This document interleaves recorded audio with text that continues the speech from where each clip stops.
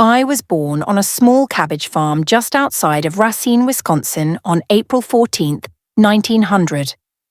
The lone son of two God-fearing German immigrants, I was raised on hard work, religious reverence, and teetotalism.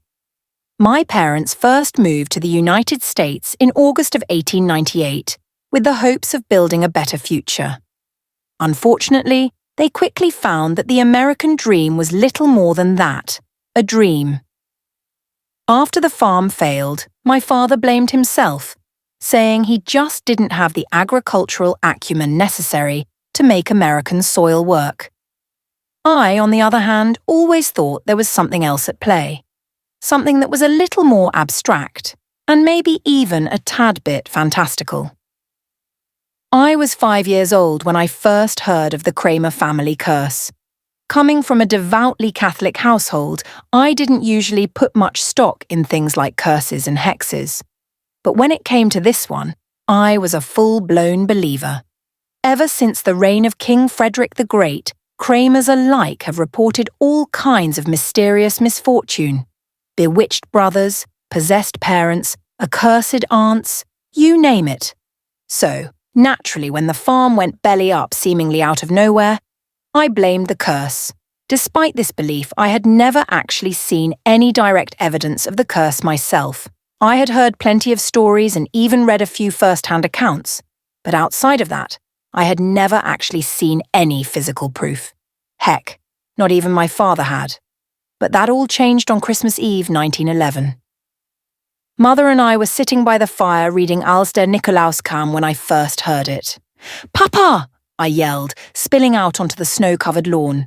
Ever since my father started his new job down at the wax factory, he had been working later and longer hours, making homecomings like these that much more special.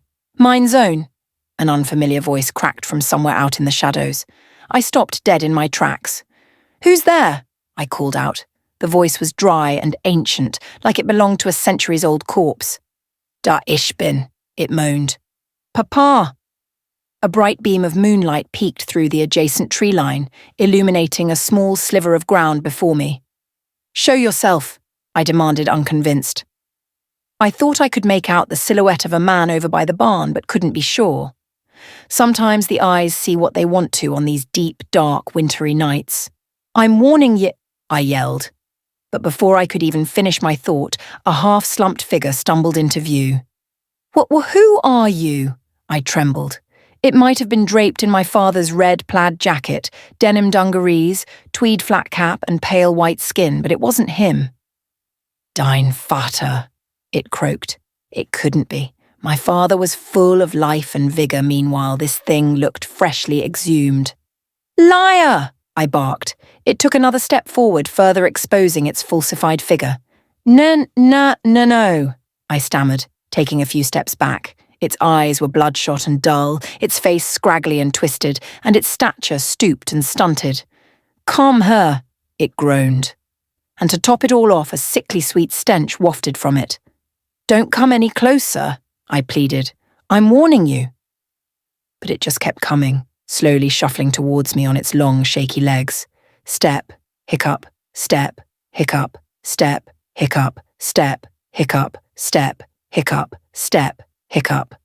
By the time I finally opened my eyes, the thing was gone.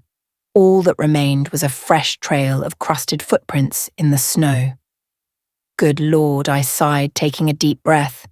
If it wasn't for the tracks, I probably would have never believed my eyes. I probably would have just chalked it up to my budding imagination or the excitement of the holidays. But there they were, as clear as day, staring up at me from the snow.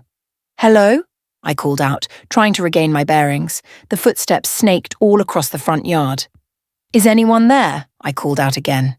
My mind was still whirling from the shock of it all. I mean, it's not every day that you come face to face with the ghoulish rendition of your father. "Hello?" But before I even had the chance to listen for a reply, I saw it. Advertisements. "Mother!" I screamed, racing back towards the house. The last few footprints led right up to our front stoop, meaning only one thing. By the time I finally got inside, though, my fears were quickly laid to rest. My mother was all alone, safe and sound, and sweeping snowy footprints off the floor. "Are you okay?" I asked through breathless heaves. She obviously wasn't, but I also knew she would never admit it. "Yes," she sniffled. "I'm fine." I had only seen her cry twice in my entire life, and both times had been out of disappointment. "What's wrong?" I asked. She just stared down at the snowy floorboards below. "Mother!" I begged.